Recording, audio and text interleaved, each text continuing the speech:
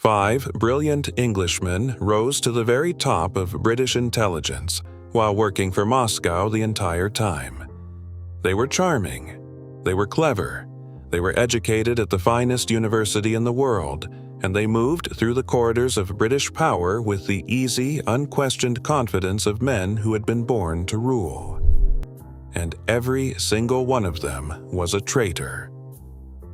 For decades, they handed the Soviet Union some of the West's most closely guarded secrets, and they did it from inside the very organizations created to stop exactly that kind of betrayal. By the time the full truth finally came out, the damage was almost beyond measure, and the trust between the closest of allies had been poisoned for a generation. This is the story of the Cambridge Five, the most successful and most damaging spy ring of the entire Cold War. The story begins not in a war room or a dead drop in some foreign city, but in the lecture halls and common rooms of Cambridge University in England during the 1930s. It was a turbulent, frightening decade. The Great Depression had shattered faith in the old economic order. Fascism was rising across Europe, in Germany, in Italy, in Spain, and to many idealistic young students, the established Western democracies seemed weak, corrupt, and unwilling to stand against it. They looked east to the Soviet Union and saw what they believed was the great hope, the one force truly committed to fighting fascism and building a fairer world. They could not yet see the brutal reality of Stalin's regime. They saw only the dream. And at Cambridge, Soviet intelligence found extraordinarily fertile ground for that dream. But the Soviet recruiters were patient, and they were brilliant. They were not looking for ordinary informants who would pass a few documents for cash. They were playing a much longer game. They were looking for young men of genuine privilege and dazzling promise, men who were clearly destined for careers at the very heart of the British establishment, in the Foreign Office, in the intelligence services, in the institutions of power.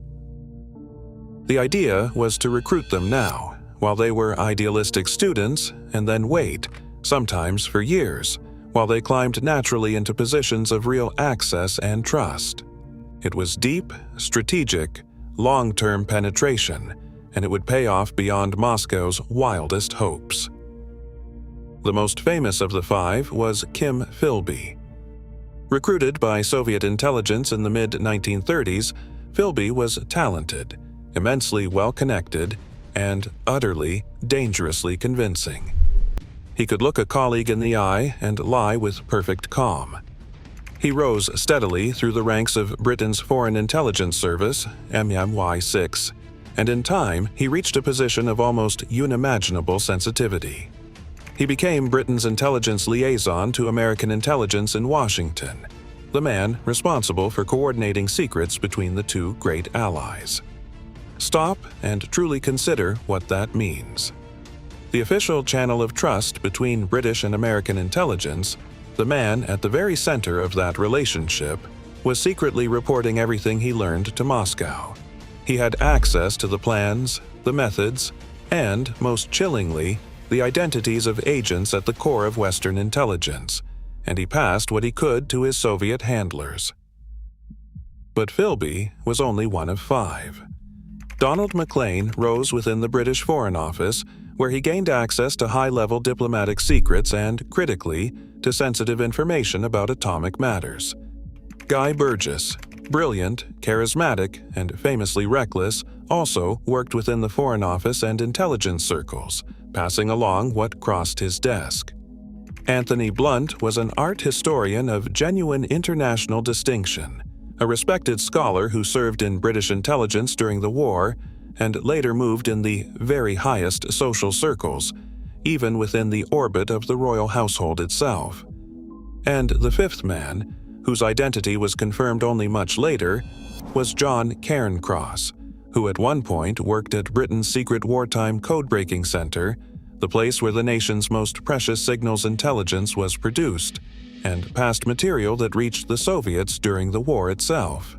Together, these five formed a web that ran straight through the Foreign Office, the intelligence services, and the code-breaking establishment, touching nearly every sensitive corner of the British state. For years, the ring operated in the shadows, feeding Moscow a steady, priceless stream of intelligence. But secrets this enormous are nearly impossible to keep forever, and the cracks finally began to show in 1951. By the early 1950s, Western counterintelligence was slowly, painstakingly closing in. Decrypted Soviet communications and careful detective work were building toward the realization that there was a serious leak at the highest levels of the British government, and the trail was beginning to point toward Donald Maclean. Then came the moment that blew the entire ring into the open and stunned the world. Before Maclean could be brought in and confronted, he and Guy Burgess suddenly vanished. They had been tipped off, and in 1951 they fled, surfacing eventually in the Soviet Union. Their dramatic, humiliating escape sent a chilling message through Western intelligence on both sides of the Atlantic. The enemy had not just penetrated the establishment, the enemy had been living inside it, at the top, all along. Suspicion immediately and intensely fell on Kim Philby. After all, Philby had been close friends with both men. He had even been in a position in Washington to learn that the net was closing around Maclean, raising the dark possibility that it was Philby himself who had tipped them off to run. He was quietly forced out of his intelligence role, but Philby was a master of self-preservation. For years, he brazenly, indignantly denied everything, and his immense charm and his powerful connections protected him. He was never charged. He even managed, astonishingly, to work his way back toward the fringes of intelligence work. But the noose, though slow, kept tightening, and finally, in January 1963, Kim Philby vanished too. He surfaced in Moscow, where he would live out the rest of his days as an honored guest of the Soviet state.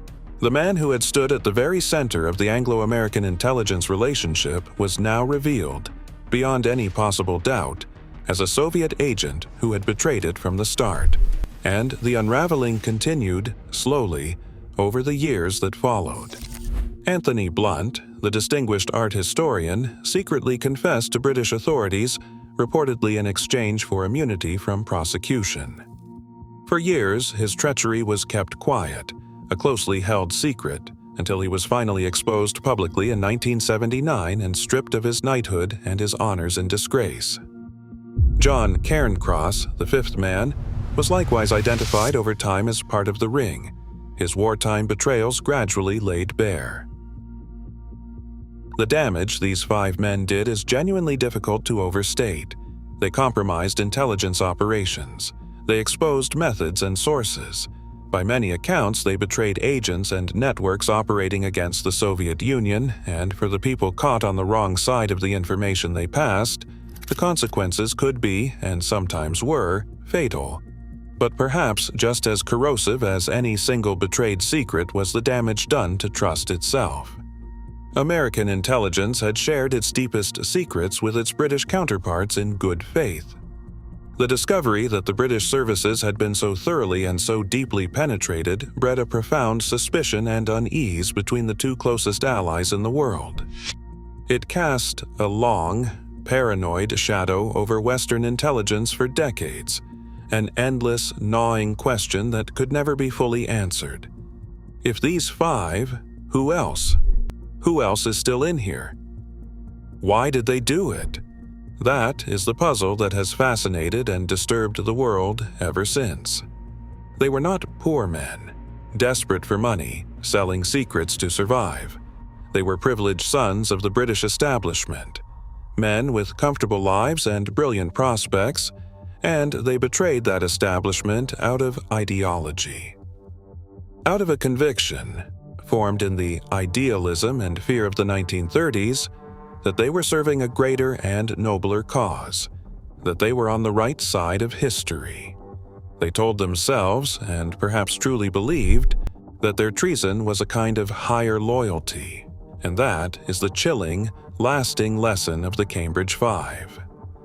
The most dangerous spy is very often not the one motivated by greed, who can be bought back or caught in his spending. It is the one who is utterly, serenely certain that he is doing the right thing. The Cambridge Five were never punished the way traitors are punished in the stories. Philby, Burgess, and McLean lived out their lives in the Soviet Union, in varying degrees of disillusionment and exile. Blunt lived free, but in disgrace. And the full catalog of the secrets they gave away can never truly be known. They remain, to this day, the gold standard of Cold War betrayal, the ultimate proof that the strongest fortress in the world can be brought down not by an army battering at the gates, but quietly, patiently, from within, by the trusted men who are already inside the walls.